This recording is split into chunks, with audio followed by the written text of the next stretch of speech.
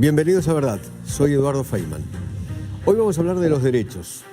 Justo en pandemia, en todo el mundo nuestros derechos individuales estuvieron totalmente restringidos. De eso justamente vamos a hablar. ¿Qué barbijo sí, qué barbijo no? Trump nos decía que el barbijo no había que usarlo. Biden nos decía y nos sigue diciendo que el barbijo sí. Otros líderes del mundo hacen exactamente lo mismo, que barbijo sí, que barbijo no, que quédate en casa, que no salgas, que ahora sí podés salir. Nuestros derechos, de eso es lo que vamos a hablar. Y a mí me gusta buscar la definición en el diccionario, en el mataburros. Siempre es interesante ver de qué estamos hablando, hacia dónde vamos. Conjunto de principios y normas expresivos de una idea de justicia y de orden que regulan las relaciones humanas en toda sociedad y cuya observancia puede ser impuesta de manera coactiva. De eso vamos a hablar y vamos a tratar de echarle luz a la verdad. Acompáñenme. Hoy, en Verdad, derechos. Con la excusa del control de la pandemia, el Estado avanzó fuertemente en muchos derechos que parecían intocables. ¿Están en riesgo las libertades? ¿Hasta dónde puede llegar la vigilancia estatal? Hoy es mucho más fácil que en el pasado ejercer este control por las nuevas tecnologías. Claro. Antes nos acordamos las películas de espías, Claro. la KGB, que requería cientos, miles de personas controlando a la sociedad. Hoy se hace con un celular. Repasaremos cuáles son nuestras principales preocupaciones. En Estados Unidos las leyes son básicamente estatales, no hay una ley federal que regule el tema de la privacidad personal, con algunas excepciones como el tema de la salud con HIPAA, el tema bancario, etcétera, pero de todas formas no enforzan la ley a nivel nacional, a nivel de Estado. Debatiremos entre quienes piden una mayor intervención estatal y los que la rechazan. Esto es una cuestión solamente monetaria, financiera. Como dice Maylin, es una cuestión para someter, para ver el nivel de sometimiento al que ellos pueden empujar. ¿Estamos frente a una situación similar a la de 2001 con la Ley Patriota? Esto y más, hoy, en Verdad. Todos los habitantes de Estados Unidos estamos regidos por esto, que es la Constitución de los Estados Unidos. Este es el marco jurídico fundamental. Aquí están todos nuestros derechos.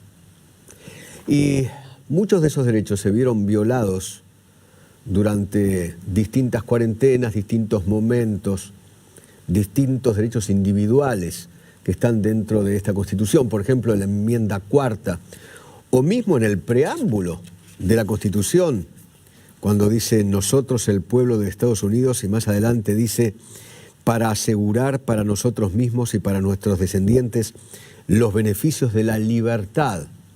Pero claro, en coronavirus muchos de nuestros derechos de libertad fueron violados. Que nos poníamos el barbijo, que nos teníamos que sacar el barbijo, que con Trump, barbijo no. Con los demócratas, barbijo sí. Con los republicanos, barbijos no. Bueno, de eso vamos a hablar en el día de hoy.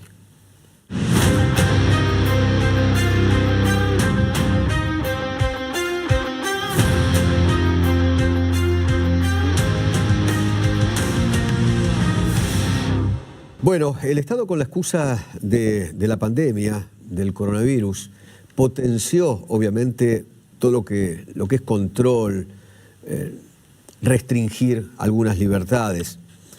¿Esto va a seguir después de la pandemia o esto para absolutamente? Le quiero mostrar algunas placas sobre libertades civiles en riesgo. ¿Creen que el gobierno cumple el derecho a la privacidad? En el 2011, el 40%. En el 2021, el 26%. ¿Creen que el gobierno cumple con la libertad de expresión? En el 2011, el 71%. En el 2021, con la pandemia, el 45%. Y cuando se le pregunta a la gente sobre libertades civiles en riesgo, el 54% de la población piensa que a veces es necesario sacrificar derechos y libertades. Está con nosotros un analista, Francisco Santibáñez, analista político. ¿Qué tal, Francisco? ¿Cómo va? ¿Bien? Muy bien. ¿Por qué se han visto violados tantos derechos con pandemia? Bueno, es un fenómeno que se repite a lo largo de la historia, ¿no? Cuando hay una amenaza fuerte o la sociedad percibe que hay una amenaza externa o interna, muchas veces está dispuesta, o sus representantes, a ceder libertades en pos de la seguridad, lo cual puede ser muy peligroso también, porque una vez que se ceden esas libertades, en muchas ocasiones esas restricciones quedan permanentemente. Y un ejemplo, por ejemplo, es la ley patriota que mencionabas, Sí. que fue una ley que iba a ser por un determinado periodo de tiempo, que se fue renovando, el Congreso de Estados Unidos lo fue renovando constantemente y hasta el día de hoy siguen esa normativa. Sí, si tuvieras que explicar brevemente esa norma, la ley patriota. Básicamente es una norma que le da mayor poder al Estado federal para recopilar información de los ciudadanos estadounidenses. Esto incluye revisar los correos electrónicos, entrar a los domicilios sin orden judicial, lo cual representa un cambio importante. Claro. Los derechos que están aquí en la Constitución, ¿no?, quedan por un lado o por un tiempo restringidos. Y ahora estamos viendo una situación con similitudes, con diferencias, pero es el mismo debate, ¿no? Permítame sumar a Maylin Villalonga, que es activista republicana por Escuelas Libres de Ideología. Maylin, ¿qué tal? ¿Cómo le va? Hola, muy buenas tardes a todos. ¿Cómo va? Saludos desde aquí, desde Miami, desde Hialeah. Maylin, bueno, me gustaría que hablemos de esto, de los derechos que fueron dejados de lado con el tema del coronavirus, del COVID. Sí, básicamente, y me presentaste como activista. Me he vuelto activista en estos días, pero soy una madre preocupada, igual que muchísimas otras. Esta cuestión del activismo es algo que teníamos que haber hecho desde hace mucho tiempo, y no solo estar activos, sino involucrados en todo lo que está pasando. Desgraciadamente, cuando nos venimos a involucrar es porque hay un peligro muy grande, y es el que estamos viendo. Y entonces, por eso es que he decidido tratar de que muchas madres y padres, incluso los que no tienen hijos, se den cuenta de los derechos que estamos perdiendo como padres. Y cuando estamos perdiendo estos derechos, nuestros hijos están en peligro, están vulnerables. Básicamente no tenemos ni voz ni voto en este asunto. Todo lo que pasa en las escuelas, ellos están totalmente justificados para llevar a cabo cualquier cosa. Incluso van en contra no solamente de la Constitución, de las leyes del Estado, que cada Estado tiene su gobernador, que es como su presidente. En este caso, lo que es la administración del School Board, lo que es, todo el mundo ha ido en contra de la ley y no está pasando nada. Aparentemente no existe ningún tipo de, algún tipo de acción que se está tomando contra ellos. Le están dando de largo en este asunto. Mientras tanto, ellos nos han pasado por encima a la ley, a los padres, a los derechos, a todos. Por ejemplo, ¿qué derechos usted vio que fueron más violados? Vamos a mirar lo que pasó ahora mismitico con la pandemia, porque estamos enfocados en eso. Claro. El uso de las mascarillas, por ejemplo, en las escuelas. El gobernador de la Florida hizo una ley que se llama Freedom to Choose. Usted tiene libertad para elegir. Claro. Y la libertad de elegir no es que sea un relajo de que tú vas a hacer cosas que están mal. Simplemente cada uno de nosotros tenemos nuestros propios médicos, nuestros propios pediatras, que saben lo que es bueno o malo para la salud. Nosotros nos informamos además. Y hay mucha gente que quiere llevar la narrativa de que son efectivas las máscaras, cuando por el contrario no hay un estudio que lo demuestre, más bien que trae muchísimas más enfermedades. El gobernador dice, bueno, si usted quiere usarlo, usted se la pone, y si usted determina que no, eso no se la ponga. Pero ¿qué pasa en las escuelas? El superintendente, junto con la votación de los demás miembros del School Board, que solamente una no votó a favor de eso, pero ellos se rotan sus votaciones de vez en cuando. Entonces ellos decidieron decir, no, aquí hay que ver un mandato, aquí hay que ir por encima de todo, porque hay una situación y todo el mundo tiene que ponérsela. Y bueno, violaron todo eso, esa ley, incluso tu elección personal, porque si vamos a decir, incluso hasta los que digan, no me quiero curar, el que me coge el virus porque me coja. Entonces, tú no tienes elección en nada. Si tú eres un ciudadano de bien que te has regido todo el tiempo, como dices tú, por acá, yo la tengo todo el tiempo conmigo también. Yo ando con mi Constitución, yo incluso le imprimí al director de la escuela, a todo el mundo que he visitado, le imprimí todas las leyes, le imprimí la ley de la Florida, le llevo una copia de cada cosa, por si acaso no se la han leído, de lo que está pasando, para que ellos lo tengan y sepan que están yendo en contra de la ley. Y sin embargo, la única mamá de esa escuela que lo que fue con la ley fui yo. Todo el mundo obedece y obedece, y hay un peligro muy grande en eso. Sí. Maylin, espéreme un segundito. Está en línea ahora Mayra Jolie, que es abogada de inmigración y activista comunitaria. Mayra, ¿qué tal? ¿Cómo le va? Muy bien, gracias, muy bien. Encantada de estar con ustedes, mi querida Maylin. Gracias. Nos conocemos ¿Se conocen ustedes? de estas mismas batallas. De estas mismas batallas. Bueno, Mayra, su opinión me encantaría. Yo también estuve deliberando estas batallas en el School Board, en la Junta Escolar. Incluso yo empecé a ir allá desde agosto del año pasado, en plena pandemia, cuando decidieron que iban unilateralmente a cerrar las escuelas, que no las iban a abrir, millones de dólares yéndose por un tubo, nadie sabe dónde se están gastando. Comcast dice que ellos no tienen que ver, el otro dice tampoco. Entonces me había involucrado mucho antes, pero empecé a ver el nivel de descaro en el que estamos involucrados. Entonces, ya cuando abren las escuelas y hay tanto teje-maneje y tanto empuje de la Junta Escolar para decidir sobre el futuro de nuestros hijos, e incluso tienen la audacia y las agallas los miembros de la Junta Escolar -1 y también el superintendente de las escuelas, de querer traer a la Unión Escolar y otro grupo de diferentes organizaciones que ellos se les nota que están pagados y están adoctrinados para leer una agenda, para empujar una agenda. Ellos entonces vienen a decir ¿qué es lo mejor para nuestros hijos, para mi hijo? Y les pregunto a ellos en plena comisión, ¿quiénes se creen ellos que son para estar decidiendo? Esto es una cuestión solamente monetaria, financiera.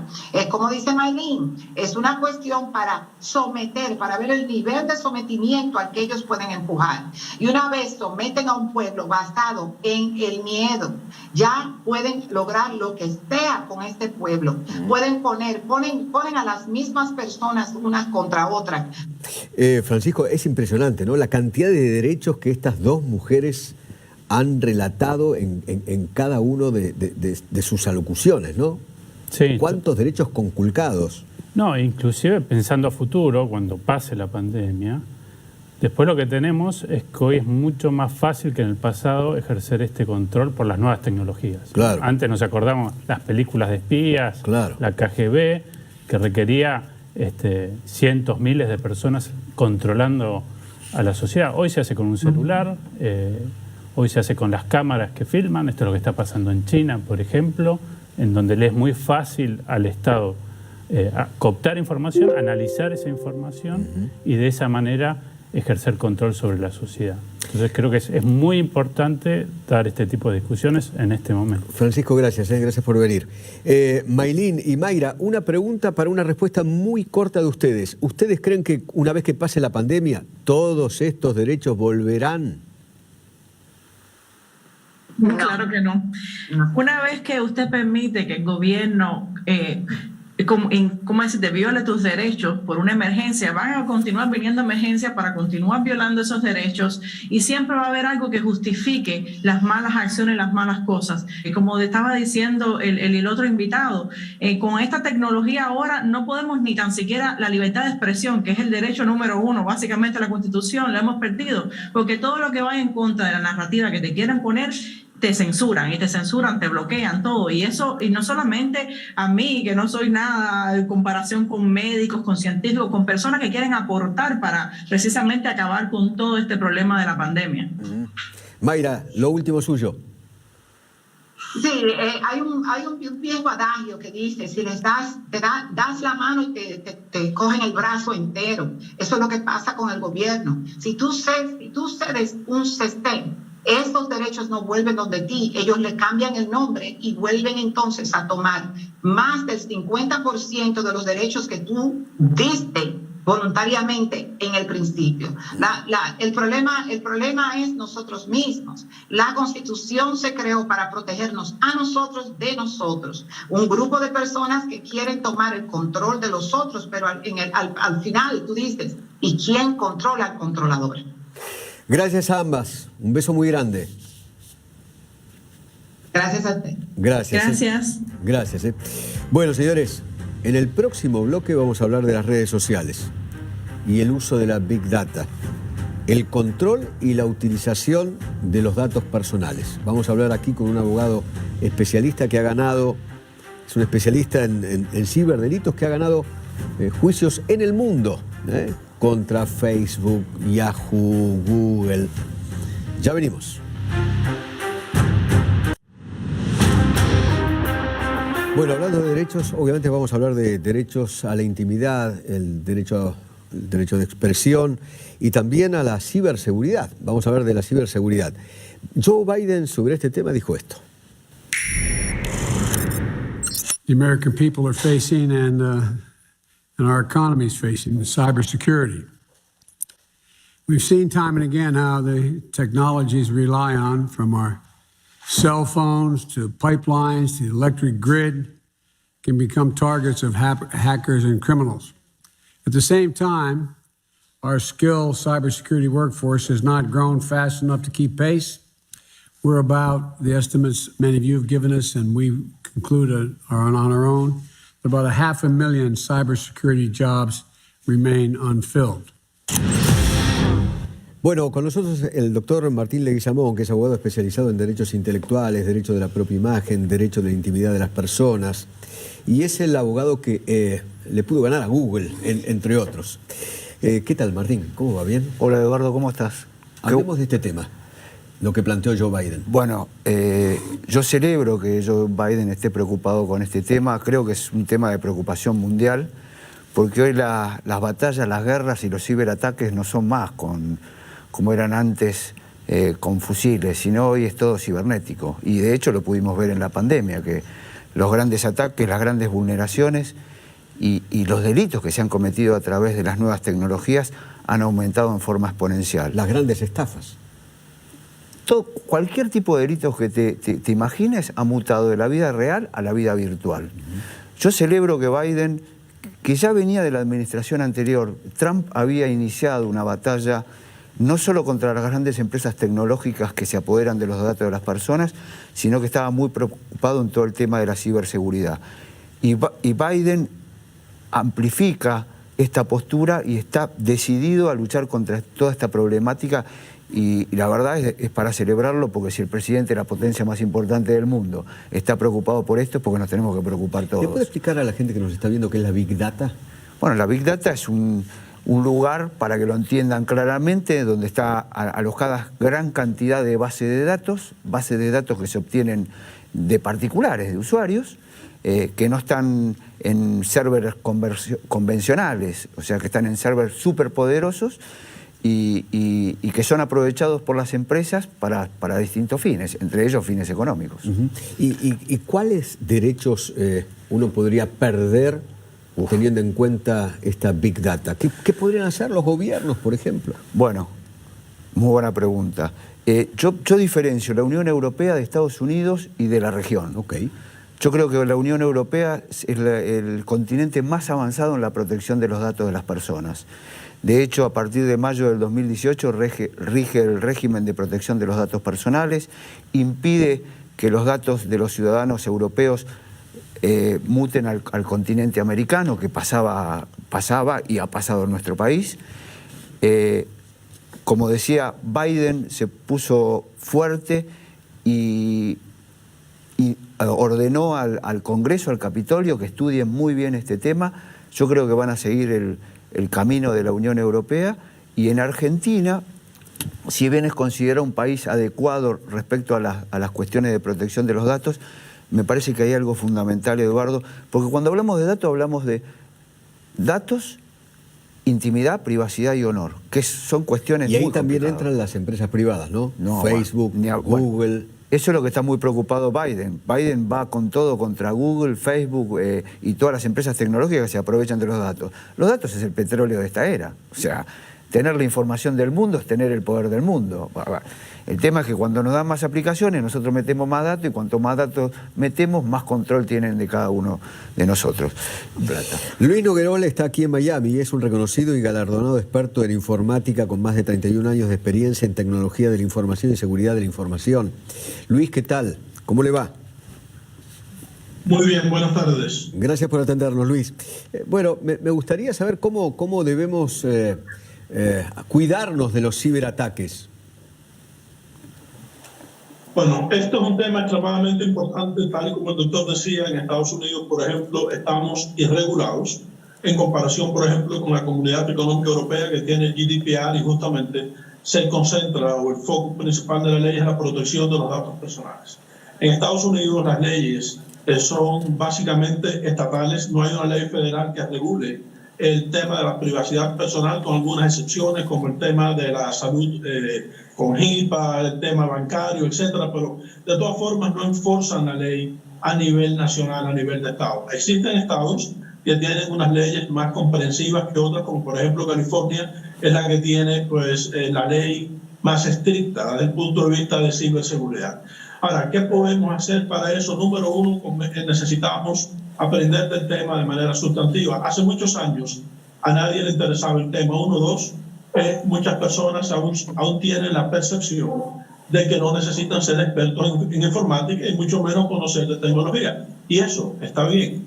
No se trata de que las personas se hagan expertos en tecnología, pero sí se trata de que todo el mundo comprenda, el público en general, las implicaciones que tiene el no prestarle atención a este tema. Igual que aprendemos a manejar, que aprendemos a usar una aplicación de los medios sociales, etcétera, yo no quiero mencionar nombres, de medios sociales, deberíamos también comenzar a preocuparnos por este tema de la seguridad digital, porque eventualmente la posibilidad de que nos afecte personalmente hablando y a nivel de empresa, por supuesto, es extremadamente alta, ¿no? Y parte de lo que yo trabajo para el gobierno federal, pero tengo también mi propia práctica privada hace muchos años y eventualmente, ¿no? No es una corrección, pero hace 38 años que hago esto, no solo 31, antes trabajaba para el FBI, etc. Y necesitamos aprender de este tema. Hace 2 años me invitaron a la televisión. Cuando salí de la televisión, pusieron mi número, empezaron a llamarme, una señora de Orlando, Florida, 73 años. Me habían comprometido sus datos personales. Fue al médico donde iba siempre. Y el médico, su médico, le dijo: te voy a atender esta vez gratis porque eres como mi madre. No te puedo atender más. Tus datos de tu seguro no aparecen en el sistema. Y así le comenzó a esta señora, que pude ayudar, y me emociono porque la gente no tiene idea de lo que le ocurre cuando le comprometen los datos personales. Si tuviesen una mínima idea, yo le aseguro que en este momento, en vez de estar viendo televisión, estaría leyendo. Así que, ¿qué podemos hacer? Número uno, tenemos que ser extremadamente cuidadosos en cuanto a dar un consentimiento. Cada vez que nosotros ingresamos a una página nueva, redes sociales, etcétera, están lo que todo el mundo le conoce como las letras pequeñas. El problema es que nosotros no leemos las letras pequeñas. La decisión de no hacerlo a mí me resulta difícil de entender, pero es lo común, es la práctica. Entonces, necesitamos estar atentos a cuándo consentimos y necesitamos entender a qué estamos consintiendo. Porque, por ejemplo, la mayor compañía, o una de las mayores compañías que son data brokers, o sea, vendedores de datos, es Facebook. Pero Facebook no dice que vende datos. Ellos solo dicen que la comparten con las empresas afiliadas. Y las empresas afiliadas legalmente tienen la posibilidad de compartirla también con sus empresas afiliadas. Y conclusión, que aunque no es un data broker desde el punto de vista legal, pues por supuesto que vende los datos de todos nosotros. A ver, los facilita. Vamos a usar el término que ellos usan. Ellos no los venden, ellos solo se los facilitan a sus partners de negocio, ¿cómo se sepa? A sus socios de negocio. Entonces, imagínense, es un problema que no se detiene y nosotros seguimos abriendo y cada vez consentimos más en el uso de las redes sociales, porque nos hemos convertido, y siempre digo esto, en tecnólogos dependientes. Sí. Y eso no está mal. No está mal. Sí. Lo que está mal es que no entendamos las consecuencias Seguro.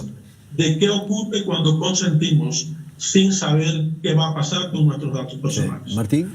No, la descripción es realmente lo felicito, es brillante, es tal cual como la pienso.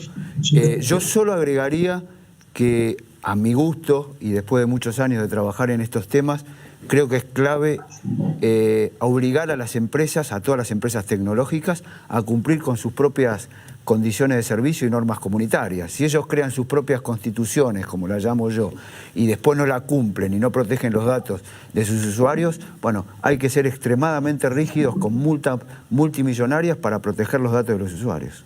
¿Coincide, Luis? Claro, claramente que coincido con el doctor, evidentemente un experto en el tema, ¿no?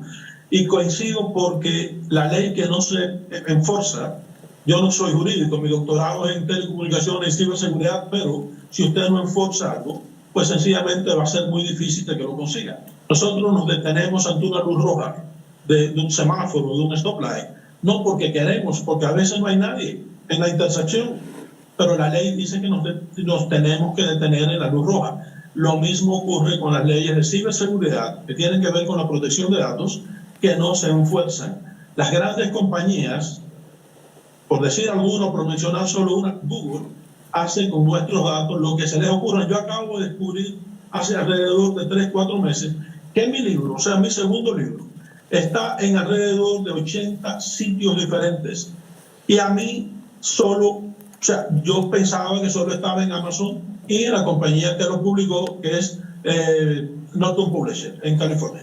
Así que al descubrir que están vendiendo mi segundo libro en 80 sitios digitales diferentes, del que yo no tengo o tenía conocimiento alguno, y esto fue algo que descubrí por simple curiosidad, porque yo nunca voy a Google a buscarme, a mí no me resulta inteligente, pero descubrí esto. Así que lo que dice el doctor coincido 100%. Las leyes se deben enforzar y hay una sola manera de enforzar las leyes. Porque esto no son leyes que caen desde el punto de vista legal, al menos en Estados Unidos. No son leyes criminales o en la corte criminal, pero son leyes civiles. Así que las leyes civiles también deben enforzarse con una penalidad que le duela a la compañía que no sigue sus propias regulaciones. Mientras no le duela, acá de lo único que estamos hablando es de política. Yo tengo en un papel que les voy a proteger los datos y luego hago con los datos de ustedes lo que a mí se me ocurre porque ustedes dijeron lo puede hacer.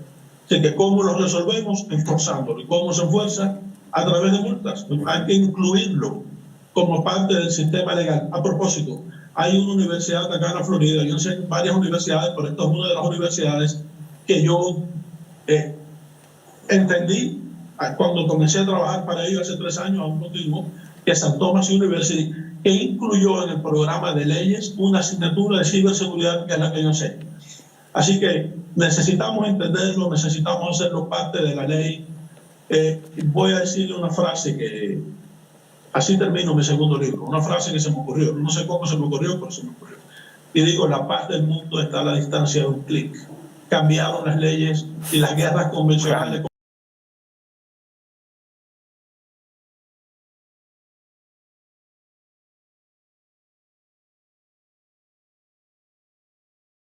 Como explicó el doctor, hoy se vuela un dron.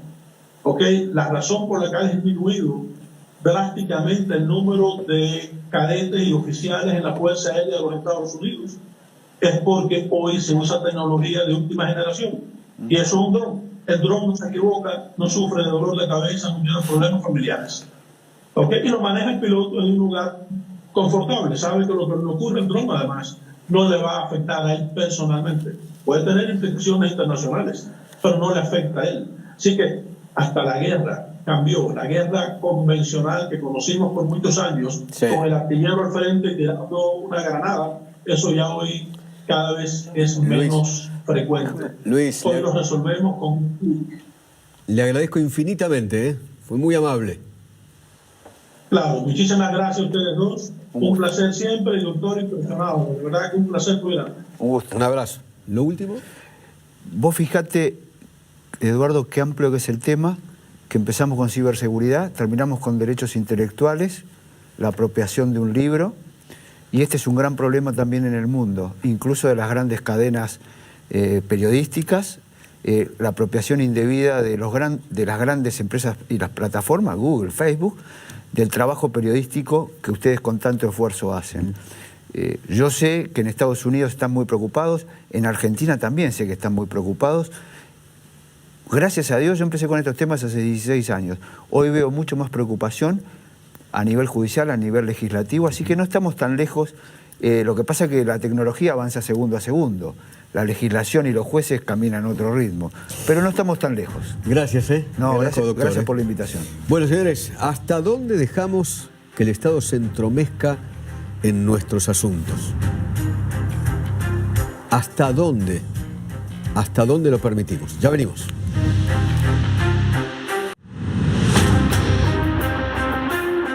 Los derechos, ese es el eje central de este programa. Y usted vio, ¿no? Desde el atentado a las Torres Gemelas hasta ahora que tenemos coronavirus, en distintos momentos se fueron violando nuestros derechos individuales. ¿Hasta dónde vamos a permitir que el Estado, de donde sea, se entrometa en nuestros derechos, en nuestros asuntos? Eso es lo que vamos a debatir ahora. Está en línea Jesús Márquez, que es analista republicano, y está Mili Santana, que es analista demócrata. A ambos, muy buenas tardes. ¿Qué tal? ¿Cómo les va?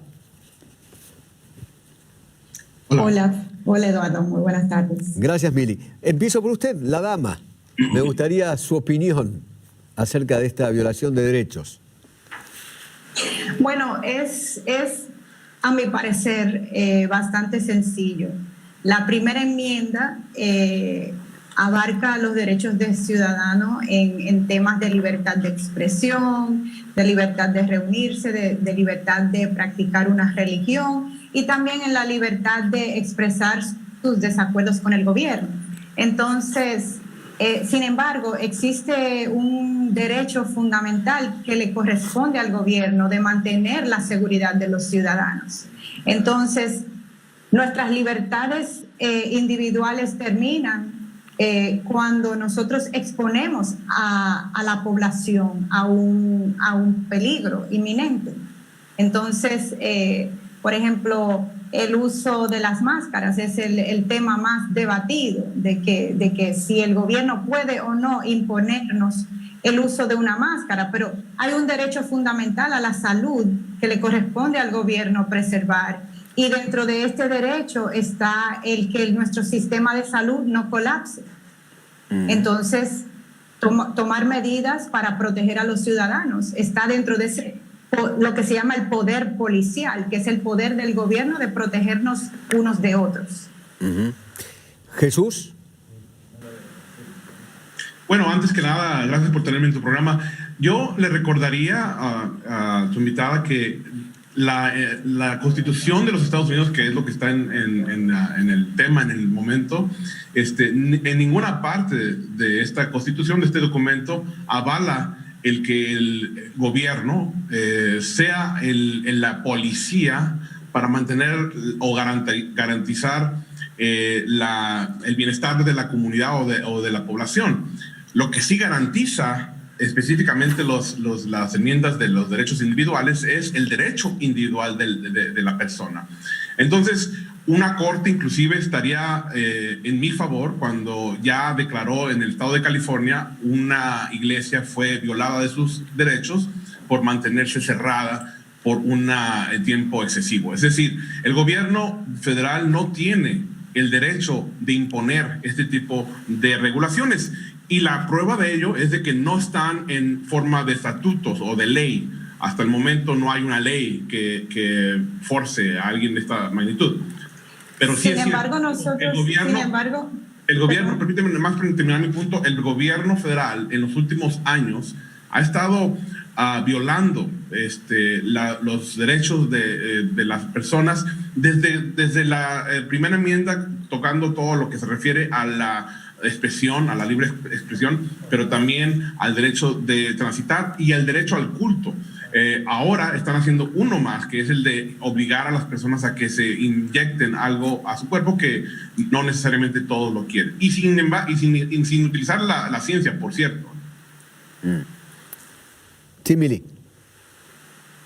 Bueno, me encanta que él haya tocado el tema de las iglesias, porque yo soy evangélica protestante parte y dentro del pueblo evangélico protestante que han sido, lamentablemente, me duele admitir, uno de los que más están anti-science, anti-vaccination, el índice de mortalidad por el coronavirus, inclusive entre los pastores y entre los ministros, es increíblemente alto.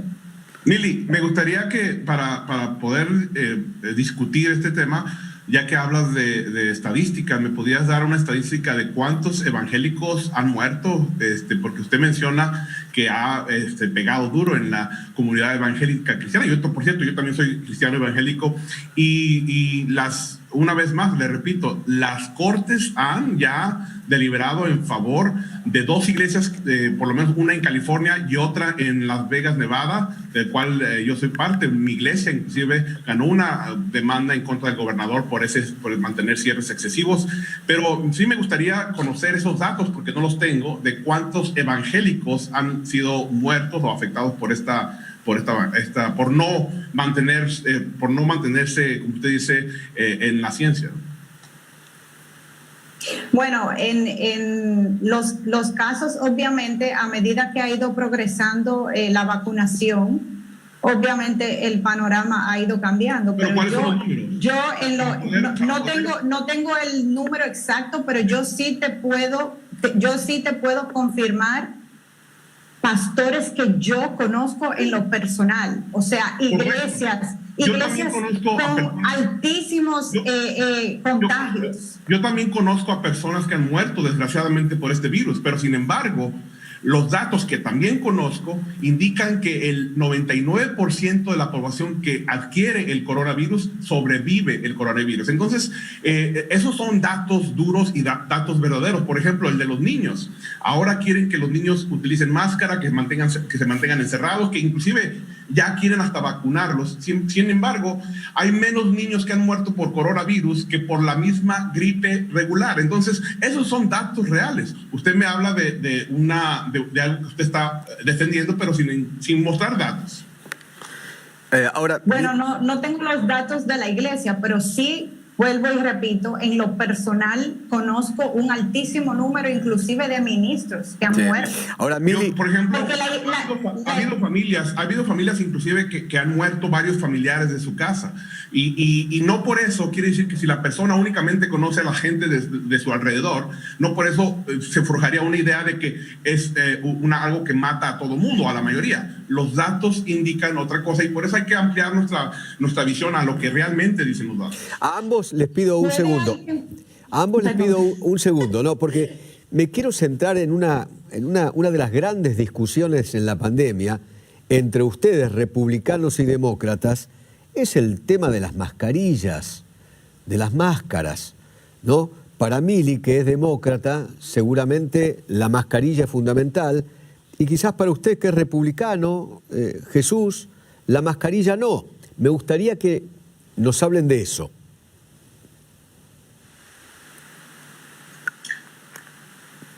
Bueno, el factor fundamental con el COVID, donde muchísimas personas pierden la objetividad, en mi opinión, es el COVID es impredecible. Nadie sabe a quién te va a mandar a cuidados intensivos y te van a tener que entubar, y a quién le va a dar asintomático. Es una enfermedad aún 100% impredecible como tu cuerpo va a responder a ella. Uh-huh. Entonces, ahí entra el asunto de que cualquier medida de precaución, inclusive es un acto de ciudadanía, de tú cuidarte tú y cuidar a los demás. Jesús. Ahora, yo te doy mi punto de vista con respecto a esto. No es que estemos en contra ni de las máscaras ni de las vacunas. Lo que sí estamos en contra es de los mandatos, de forzar a las personas a utilizarla. Ahora, usted me decía que es impredecible. Tomando en cuenta que muchas personas han muerto por eso, y siendo cautelosos en eso, porque hay mucha gente que ha sufrido por esto. Yo conozco a personas que lo han hecho, pero tomando en cuenta los datos, no es tan impredecible como usted lo menciona, porque sabemos que la gran mayoría de las personas que mueren son personas que están arriba de los 70 años o que tienen una situación médica ya en ellos en sí, ¿no? Este es un dato importantísimo. Tomando esto en cuenta y tomando otras alternativas, la salud personal, el individuo debe de tomar la decisión por sí solo de si se puede vacunar o no vacunar, usar la máscara o no. Eso es lo que realmente debemos de hacer. Y la ciencia apoya lo que acabo de decir, porque la mascarilla no protege al 100%, la vacuna tampoco te protege al 100%, y el argumento de que todos deben de ser vacunados, por ejemplo, no es válido cuando los vacunados mismos también están contagiando, de que se enferman menos, ok, pero entonces eso ya recae en la persona, no te afecta a ti el que yo no esté vacunado, ¿cierto o no? Mili. Bueno, en realidad sí creo que afecta cuando tú eres potencialmente portador de una enfermedad que puede ser letal para la otra persona. Pero si los dos son... O sea, no importa la opinión que el individuo tenga. Pero si si los tienes dos, el vacunado y el no vacunado son potenciales portadores de este virus. Sí, pero la respuesta, estadísticamente la respuesta al virus es mucho menos letal cuando estás vacunado. Pero entonces la persona que no se vacunó sufriría ese embate, ¿no? No es así, no la persona que se vacunó. Y hay algo que creo que van a coincidir ambos, ¿no? El virus no elige solamente contagio republicanos o solamente contagio demócratas. Ahí el virus no elige, contagia a todos por igual. Sí, no, y es algo que estamos viendo, que mucha gente se está contagiando, pero la gran mayoría se está recuperando, y eso es lo que hay que recalcar. Los medios de comunicación no hablan de esto, y no podemos vivir de un terror por algo que tiene un porcentaje de muerte muy bajo. Realmente, ahora, no quiere decir por esto que no hay que cuidarnos, que no hay que cuidar a los que son más predecibles, a los que son más con más riesgos. Por supuesto que sí, hay que hacer por lo posible por cuidar a las personas que son de alto riesgo. Mili, lo último, dígame. Bueno, en verdad a mí me asombra de sobremanera la ligereza, ¿verdad?, con la que algunos grupos ideológicos han tomado una epidemia que ha matado más de 219 millones de personas en el mundo. O sea, esta epidemia no es para nada, en lo más mínimo, algo de ser subestimado. Discúlpeme mucho, pero ese dato de 219 millones de muertes... Digo, perdón, 219 millones de casos, perdóname, 4 millones y medio de muertes, discúlpame. No, es un dato... Quise decir casos. Okay. Sí, no, de que hay muchos casos, lo vimos con la influenza también, con la misma gripe, y volvemos a lo mismo, por ejemplo, en el caso de los niños, que no tienen prácticamente nada de riesgo con este virus. ¿Por qué? Porque los datos indican que menos niños mueren por el coronavirus que por la gripe regular que se da cada año. Entonces, deberíamos de tomar medidas para que forzar a los niños a utilizar máscara, a ser vacunados. Claro que no. Hay que balancear los riesgos y las consecuencias de lo mismo. No es que estemos negando la ciencia, estamos siendo más pragmáticos al respecto. A ambos muchísimas gracias. Fue muy lindo escucharlos. Gracias. Gracias, muy amable. Ya venimos.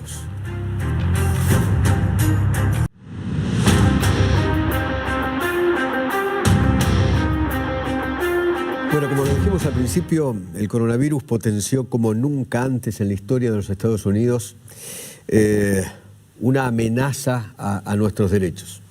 Pero ¿sabe lo que nos protege aquí en este país? Es esto. Es la Constitución de los Estados Unidos. Aquí están todos nuestros derechos individuales, todos, absolutamente. Es el marco jurídico fundamental de esta nación.